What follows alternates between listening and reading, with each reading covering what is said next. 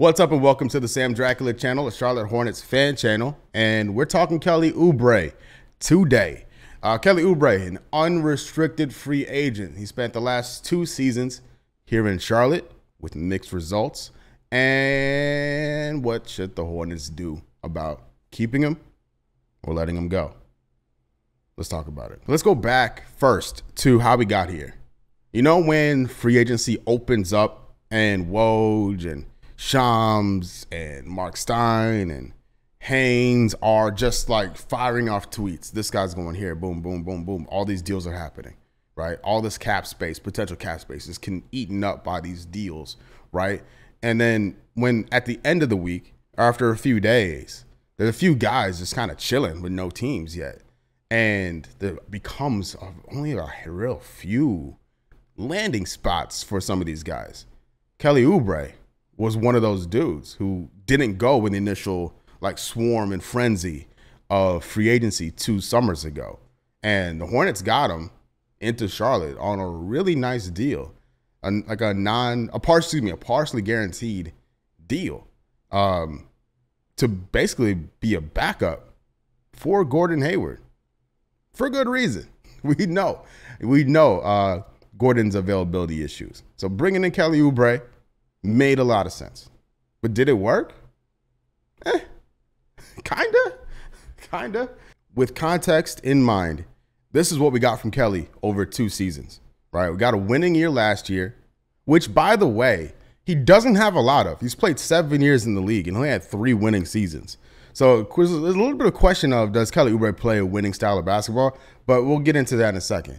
Kelly Oubre with the Charlotte Hornets over 2 years within mind that he was brought in to back up Gordon Hayward, be cover for Gordon Hayward. We later found out he would end up being cover for Cody Martin, cover for Terry Rozier, right? Guys, he's played the 2, he's played the 3, he's been the starter, he's been off the bench. Kelly's been asked to do a lot. Like, I think it was just fine, honestly. I don't have a hot take on Kelly Oubre. I wish he shot fewer threes, which it's seriously frustrating. You look at the 3-point percentage, 33% from 3, 54 from 2. Relax with the threes, bro. Like, what are you doing? If I like Clifford, I like Steve Clifford. I thought Clifford did a really nice job given the circumstances last season. But if I'm coaching Kelly Oubre and I'm like, hell man, I'm putting you on a 3 cap. You get 4 triples a game and they better be open, because he is too good at converting 2-pointers. I know it's today's NBA and the 3 shot's the 3 shot, but he does one thing extremely well and he does another thing way below average. Why continue to do the thing you're way below average? It never made sense to me since he's been here, and if he stays, I need him to give it up. I know he had some crazy performances from distance last season and the season previously, but it's just not a winning style. I do like him next to LaMelo. I think Kelly Oubre is a better backcourt mate with LaMelo than Terry for defensive reasons specifically. So I get more on that later, I guess. We're going to be talking about Terry Rozier in a different video later on. But with Oubre, you know, if he returns, I need him to be that primary, because I don't know what's going on with Cody Martin too. Like, the Cody Martin situation is really concerning. And if the club has intel about his knee, they kind of have to prioritize keeping Kelly Oubre, because the team will just be too young. I would love for JT Thor, Bryce McGowan's, to a lesser degree Kai Jones, to get some of these dudes minutes, like Kelly's minutes, 28 minutes a game. Like, bust that down between Thor and McGowan. See what we got with those kids next year. But if Cody Martin can't go, they still need a veteran perimeter player, and Kelly Oubre could do that if Cody's knee isn't right, which I really hope it is. I miss watching Cody Martin play. But with Oubre, if Cody's good to go, Kelly could be on the chopping block. My prediction would be for them to retain Kelly just because of the cap, and then using that asset later in a deal, packaging his contract with all these extra picks they have in the new year, like in January 2024, let's say, right? When teams are looking to shore up things. Because hopefully by then, guys like Thor or McGowan's, or maybe whoever they get from the draft class, this upcoming draft, will be ready to be a part of the rotation, and you don't have that that ceiling, that Kelly Oubre ceiling, because he's going to play. I assume they keep Hayward.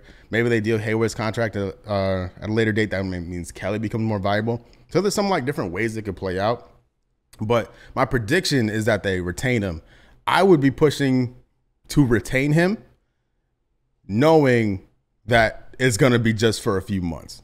That'd be the ideal. I want to get him at a cap number, hopefully at like maybe 10 to 15, right? His cap hold right now is 16. So somewhere in that neighborhood, knowing I want to keep this year's cap number tradable. I want that flexibility. If I can make next year a team option or partially guaranteed or something like that, just to have that flexibility, because the Hornets cannot get married to older players right now when they're so bad. You know, like not the players, the overall construction of the team. They need flexibility. They have to have different options. And you know, we just got off the Batum deal. That's off the books finally. Hayward's gonna be off the books after this coming up season. So just I don't want to see a tweet from Woj like 4 years for Kelly Oubre. I think that'd be a mistake. Keep it a short-term deal and just keep that flexibility, because I think there's a deal to be had, and I think there are guys that can step up in Kelly Oubre's absence if he's dealt in a trade. But what do you think? What do you think about Kelly staying or going? Because there's also the piece like, does he want to win? He can go anywhere he wants, right? For the most part. And does he really want to be part of another bad season? Because I don't see next year going extremely better than the season of this game. Like I don't see this team taking a serious leap, given what we saw the last 82 games. I don't see it changing in one offseason, no matter what happens. So does Kelly want to be a part of that? I would think not, but if he's getting paid, he's getting paid. So what do you think about Kelly staying or going? How much would you pay him? If he doesn't stay, where do you think he goes next? Let me know in the comments. Let me know on Twitter, Instagram, whatever. But I'll be back soon with they have to finally make a Miles Bridges video. I've been waiting on. I've been putting it off. I've never made a Miles Bridges video since the domestic stuff came out, and I think that's gonna be next. It has to be addressed at some point, right? So that'll be the next video. So stay tuned for that. But until then, I've been Sam. You've been great. Peace.